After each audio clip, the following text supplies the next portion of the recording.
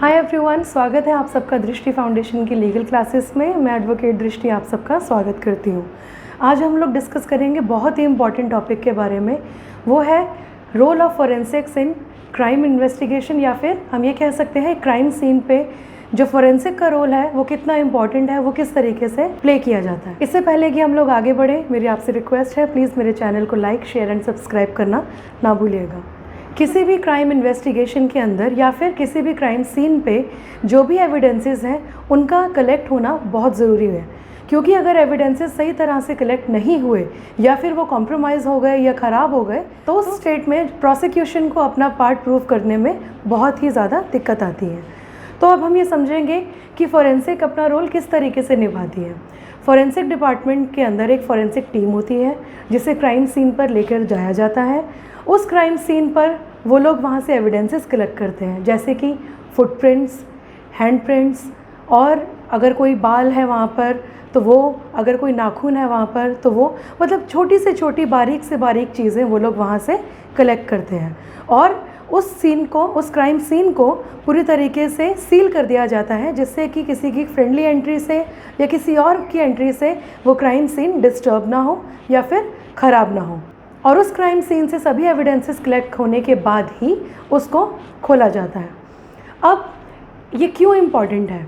अगर crime scene से evidences collect नहीं हुए तो जितने भी क्रिमिनल्स हैं, चाहे वो मर्डरर्स हों, चाहे वो रेपिस्ट हों, या कोई भी किसी भी तरह का क्रिमिनल, बहुत आसानी से और फ्रीली निकल जाएगा किसी भी क्राइम से। तो जैसे कि अभी मैंने आपको इसकी इम्पॉर्टेंस बताई कि क्या ये क्यों ज़रूरी है, इसके साथ साथ मैं ये भी ऐड करना चाहूँगी कि अगर एविडेंसेस सही तरीके से कलेक्ट नहीं हुए तो उस केस में, जैसे कि मैंने बताया, कि अक्यूज़ को बेनिफिट मिल जाता है और प्रोसिक्यूशन को अपने केस को साबित करने में दिक्कत आती है।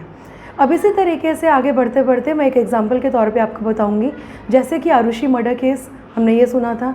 इसके अंदर भी एविडेंसेस जो थे वो कॉम्प्रोमाइज़ हुए, बहुत से लोगों को वहाँ पर एंट्री मिली, जिसकी वजह से जो एविडेंसेस थे वो प्रॉपर तरीके से फोरेंसिक टीम के पास नहीं पहुँच पाए। दूसरा एग्जाम्पल हमारे पास है सुशांत सिंह मर्डर केस। इस केस के अंदर भी पुलिस ने क्राइम सीन को सील नहीं किया, उसकी वजह से जो भी एविडेंसेस वहाँ पर थे वो सब टैम्पर हुए और फोरेंसिक टीम अपने काम को सही तरह से नहीं कर पाई। अब इसी तरह से एक और एग्जांपल हमारे पास है, जो कि अभी रीसेंट केस चल रहा है हाथरस का।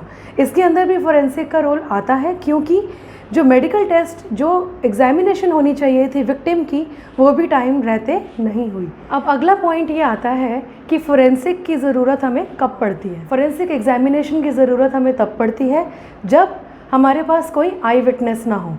अगर हमारे पास कोई आई विटनेस नहीं है तब हमें सारे के सारे एविडेंसेस को कलेक्ट करना, उनको कोर्ट में प्रेजेंट करना, जिससे कि हम अपने पार्ट को क्लियर कर सकें और जस्टिस हो सके। इसलिए हम लोग फोरेंसिक इन्वेस्टिगेशन को करवाते हैं या करते हैं। अब अगर कोई आई विटनेस है, आई विटनेस ने अपनी जो स्टेटमेंट दी, जो उसने देखा, उसके बावजूद भी अगर हमता है कि इन्वेस्टिगेशन होना ज़रूरी है फोरेंसिक की तरफ से, तो फोरेंसिक टीम को इसमें इन्वॉल्व किया जाता है। फोरेंसिक इन्वेस्टिगेशन जो है वो कोर्ट में बहुत इंपॉर्टेंट रोल प्ले करती है, क्योंकि उसकी वजह से ही जो एविडेंसेस वहाँ से कलेक्ट हुए, फॉर एन एग्ज़ाम्पल, वहाँ से अगर कोई बाल या कोई फुटप्रिंट्स या किसी की कोई डॉक्यूमेंट या किसी का कुछ ऐसा चीज़ जिसको उसने छुआ था और वो वहाँ रह गया, तो उन चीज़ों के बेसिस पे ये इजी हो जाता है कि हम अक्यूज्ड को जल्दी से पकड़ सकें और जस्टिस हो सके। तो एविडेंसेस को कलेक्ट करना इसलिए ज़रूरी होता है क्योंकि एविडेंसेस की वजह से ही अक्यूज्ड को सज़ा मिलेगी और विक्टिम के साथ जस्टिस हो पाएगा। उम्मीद है आपको मेरी वीडियो पसंद आई होगी। Thanks for watching my video.